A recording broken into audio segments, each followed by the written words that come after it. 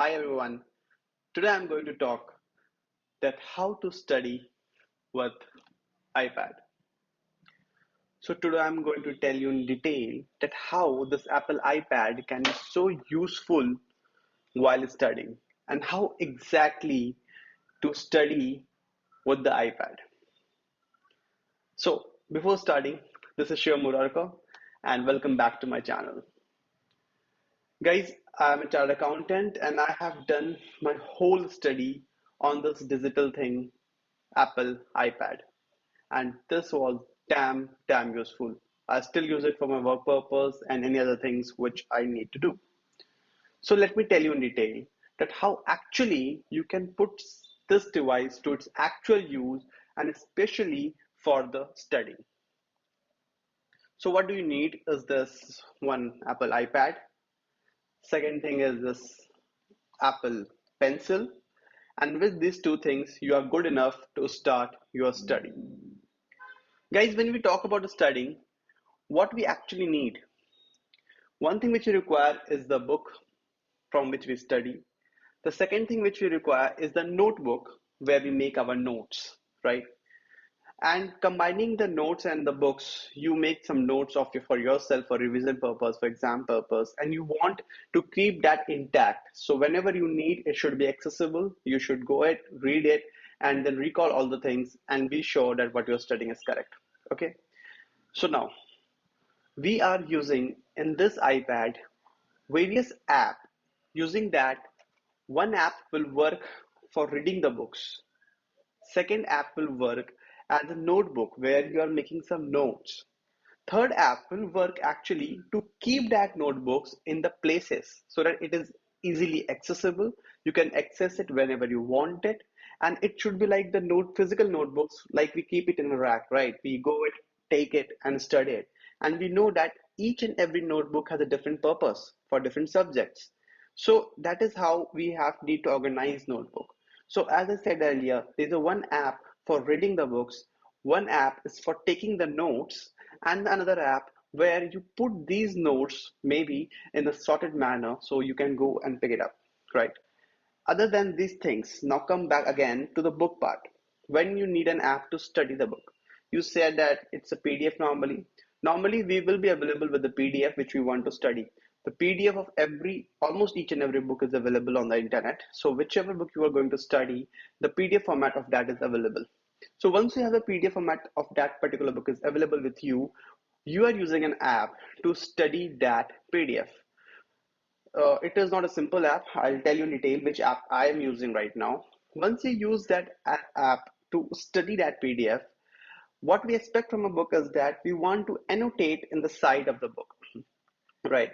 So when we annotate in the side of the book, so in that particular app also, we want that while we are reading the apps, there's something which you want to underline, some things which you want to highlight, and some things which you want to note it down in the side bar of the book. So we are using that one particular app for that particular thing. Secondly, while we are making notes, we want the fresh page in a format where we can make some notes and keep it in a way. So we have normally different size of notebooks like A4 size, A3 size, A2 size, right? So different size of notebooks. Similarly, in that particular app which we are using or going to use for the note making, that app should have also a specific size, right? But due to we are living in digital era and we have more powerful tools to use, we will see some all other apps where this limit of page is not there, so you can have the endless limit of the page. The pros and cons, I'm going to discuss that too. And the third thing I was talking about it, how do you sort that notebook, that we are going to tell using. So let's start and dive into the video. The app which I use for reading the book is PDF Expert. PDF Expert is a software which can read any PDF. So if you want to read any PDF per se, you can use this app to open that particular PDF. That PDF can be stored in the Apple iPad itself or in the drive itself, like Google Drive, OneDrive, or Apple Drive, iCloud, I mean. So once it is there, you can set up an account and start reading, open that PDF through this PDF Expert. Once you open the PDF Expert, it shows it like this, if you can see. on the screen here. So this is a PDF which I've opened on the PDF expert. This is the book I was talking about, that if you want to study the book. So this is how the book opens in front of me. I can study this book, and I can also do things with the books like as I do with my physical book.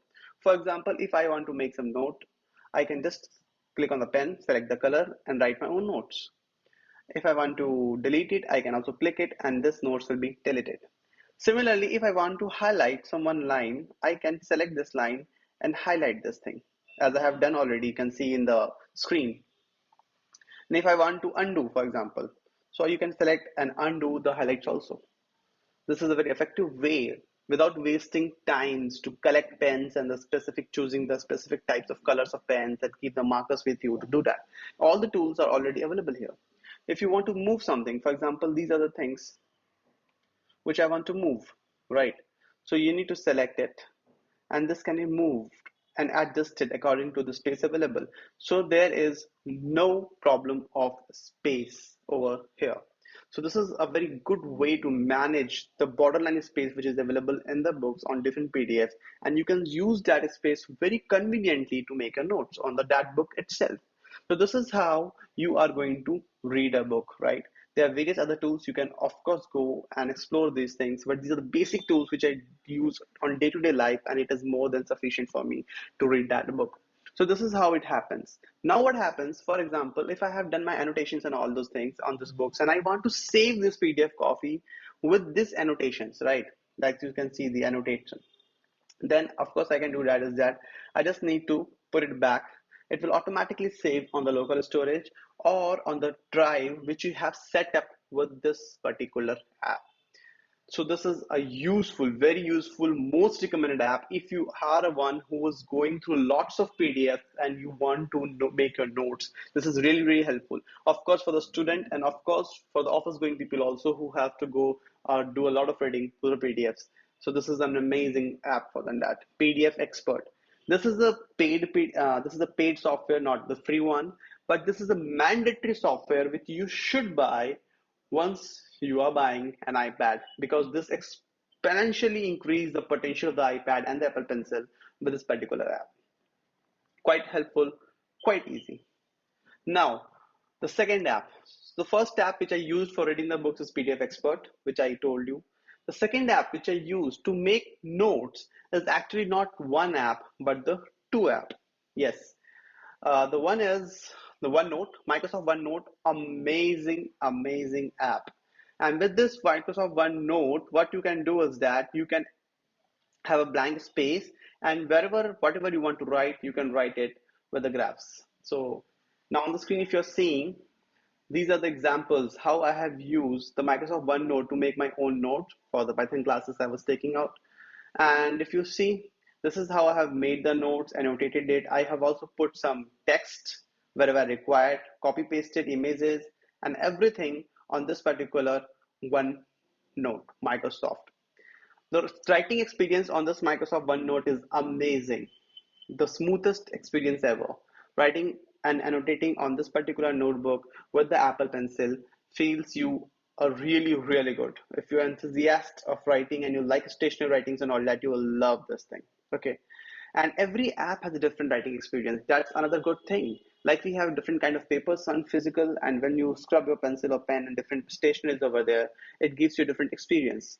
Similarly, here also, every app has a different writing experience and it feels good. It makes you feel like you're writing on a book. And here, of course, you're writing on a notepad, right? So one thing which is very special about the one Microsoft OneNote is that the space is unlimited. You have no limit of space. You can use as much as you can, as much as you want. But here you will see you are also going to segregate it by the subjects. In one subject, you have a different kind of note chapter wise, and you can segregate it that. I will have a detailed video on how to use Microsoft OneNote maybe in the next videos, right? But right now I'm trying to focus on that, how actually you put an iPod to use to study your curriculum, your academics, and many things. So this is one another app which I use normally. But now the problem with the Microsoft OneNote is comes with the benefit it gives you. What do I mean to say? Is that the good thing about the Microsoft OneNote is that you don't have so many limit of pages. You can expand it anywhere.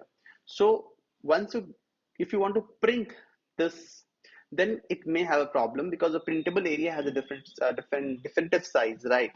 And once you are writing, while writing in the flow outside that print area, and later on you realize that it is out of print area, then it may be a problem for you to again, select it and fit it into the printable area, which can consume time, which I don't prefer, wasting my time on that. So what do I do is that the notes which I know that I have to get print out, or maybe I have to share it as a PDF to some other person, other people, other colleagues, other students, then for that particular thing, I use another app. The most famous one, or I think one of the most famous one, is Notability. These are amazing notes taking app again. Here what can happen is that you can make your own notes, right?